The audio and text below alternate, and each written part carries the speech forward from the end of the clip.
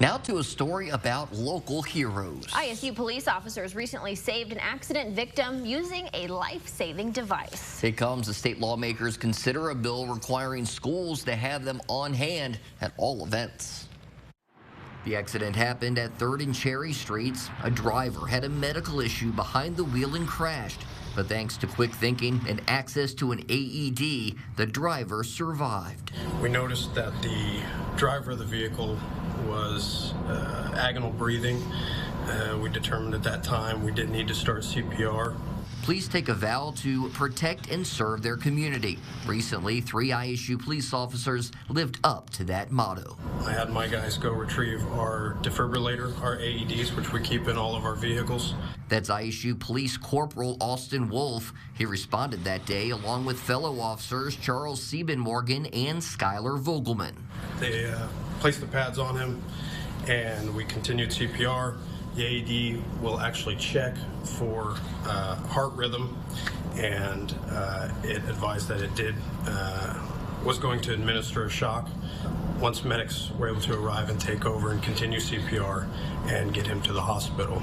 Begin by exposing patient's bare chest. Dr. Scott Stein is with Good Samaritan Hospital in Vincennes. He says every second counts when dealing with a cardiac emergency. Some of those heart rhythms, the earlier you can intervene and deliver that shock, the more successful that resuscitation will be. Charged, shock delivered. A bill going through the Indiana State House would require all K-12 schools to have portable AEDs on hand for all extracurricular events, including sports.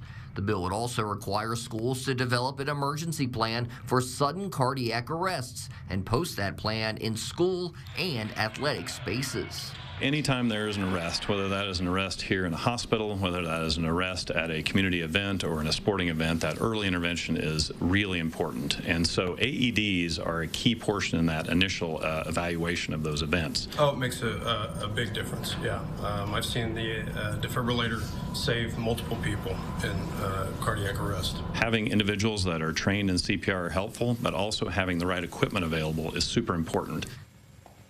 Now, Senate Bill 369 passed the state Senate last month. And it cleared the House this week with 2 amendments. One requires all coaches to be trained in CPR and AEDs.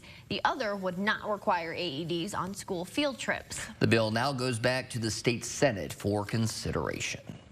And there are a lot of